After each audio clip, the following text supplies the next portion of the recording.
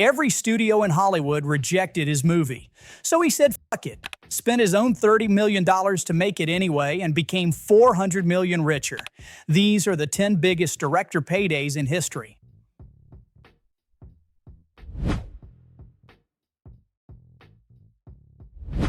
"2014 was an insane year for movies. Interstellar made $672 million, and it was only the 20th most profitable film that year. That's how much money was flowing through theaters back then.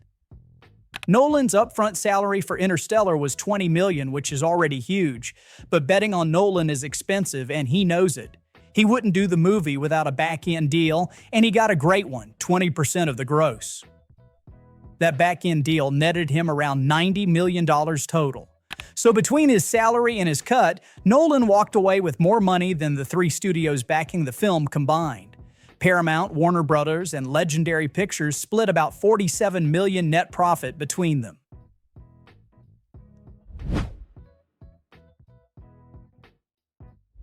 Cameron gave up his entire salary on Titanic. $8 million, just walked away from it. This wasn't some generous gesture, though. The movie was going over budget, over schedule, he was fighting with Fox constantly, and he had zero leverage to negotiate anything. The studios were convinced nobody would show up to watch it. So he traded his upfront money for back-end points. A percentage of the profits, if there were actually any profits. Fox thought they were getting a great deal because they figured the movie was going to bomb anyway. Then Titanic made $1.8 billion. Here's what's interesting, though. The studio saw how well the movie was performing and gave Cameron some back-end points, as a gesture of good faith. And turns out they did the right thing because Cameron stayed with Fox after that, which means he brought them Avatar and all those billions later. Not bad for a guy who was driving trucks before he made his directorial debut.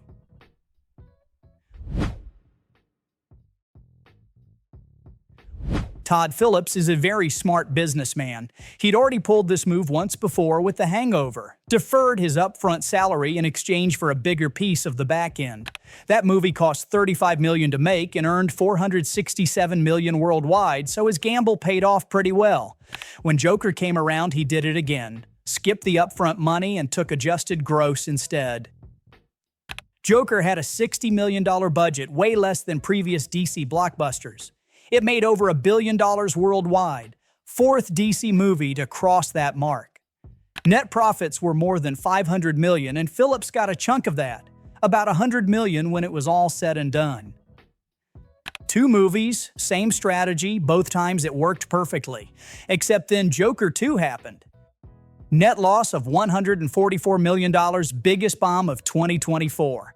Phillips hasn't directed anything since. Nothing even planned.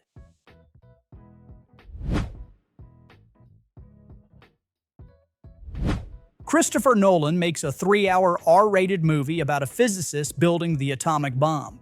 Dense, challenging, not exactly popcorn entertainment.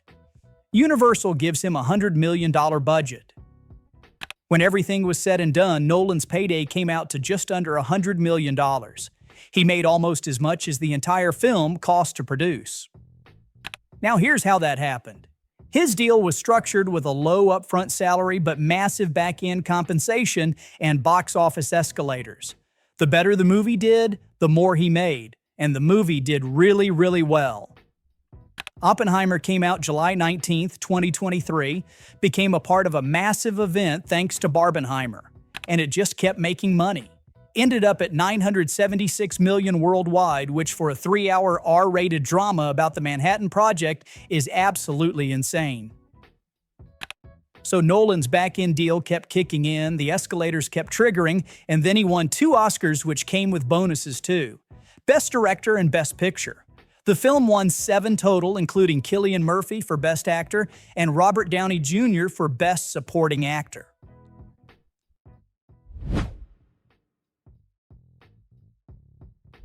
Spielberg's deal with Universal came out of the original Jurassic Park, and it's genuinely one of the best deals anyone's ever negotiated in Hollywood. Every time someone enters a Universal Studios park, Spielberg gets 2% of the ticket price. But beyond that ongoing goldmine, The Lost World in 1997 paid him $150 million from that one film alone. The way Spielberg structures his deals is he takes almost nothing up front and gets a massive back-end percentage instead. The Lost World came out with a $75 million budget and made $618 million worldwide. In today's money, that would be around $1.25 billion.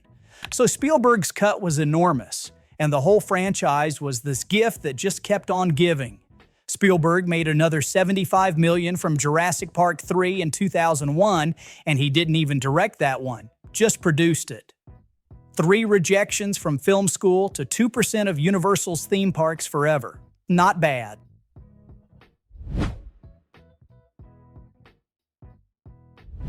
People forget how massive Transformers was in the late 2000s. When Revenge of the Fallen came out in 2009, its opening rivaled The Dark Knight's numbers. The Dark Knight made $203 million in its first 5 days. Transformers made $200 million. They were neck and neck. Every movie in the original trilogy cleared $300 million domestically. People genuinely loved these films, so Bay negotiated himself an incredible deal on Dark of the Moon. Huge back-end percentage, money from toy sales and royalties from the Universal Studios ride. The movie made $1.1 billion at the box office, and when Forbes tallied everything up, Bay had made $160 million. The lead actors made $15 million each. Bay made more than 10 times what the stars of his movie made. When Forbes put out their highest-paid celebrities list for 2012, Michael Bay came in at number 2. The only person who beat him was Oprah at $165 million.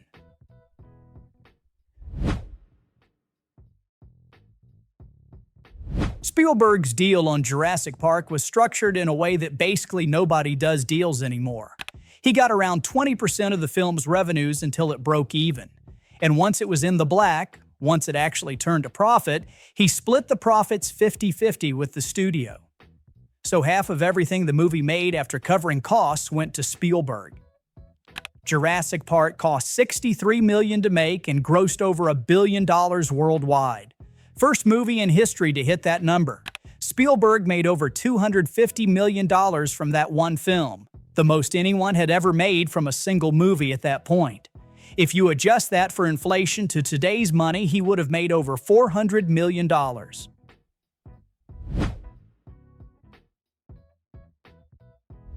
James Cameron had this massive back-end heavy deal for the Avatar sequels, with bonuses for hitting certain box office thresholds.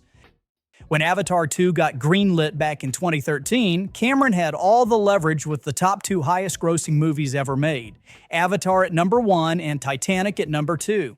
That's when this deal got negotiated. Here's the thing, though. Cameron went around telling people that The Way of Water had the worst business case in movie history. He said it was very fucking expensive to make and that it would need to be the 3rd or 4th highest grossing film in history just to break even. That was the threshold. And you know what? It did become the 3rd highest grossing movie of all time, made $2.3 billion at the box office.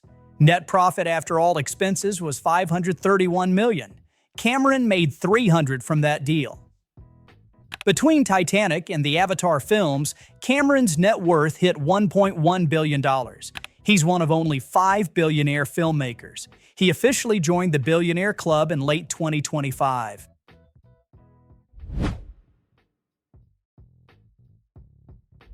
The first Avatar made Cameron even more money than the sequel, $350 million. Cameron had gross percentage points as director, writer, and producer.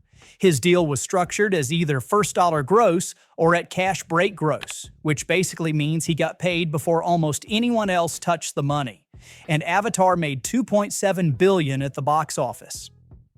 And there's another angle to this.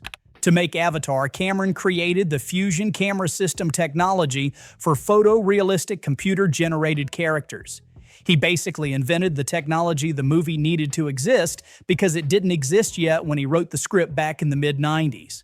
He took the screenplay to a special effects lab and they told him it just wasn't possible with current technology.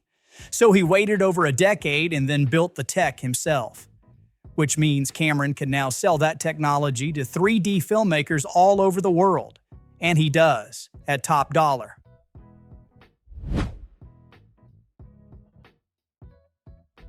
Every studio in Hollywood passed on the Passion of the Christ, and I mean every single one. This wasn't Gibson being blacklisted or anything, he was hot at the time, coming off Chicken Run, The Patriot, What Women Want, all hits. But he wanted to make a gory R-rated movie about Jesus spoken entirely in Aramaic and Latin, two dead languages. Every studio looked at that and said no thanks. So Gibson put up $30 million of his own money to make it. While he was shooting, rumors started spreading that the film was unbearably violent and maybe anti-Semitic. That controversy turned into millions of dollars of free publicity that Gibson didn't have to pay for.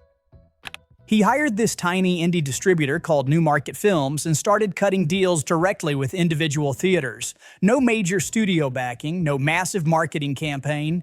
The movie made $622 million at the box office. But that was just the beginning. Gibson had structured his deal so he took up to 60% of the gross from DVD sales. The DVD sold over 4 million copies on the first day of release alone. Then there was pay-per-view, the soundtrack, tie-in books, all of it making him more money.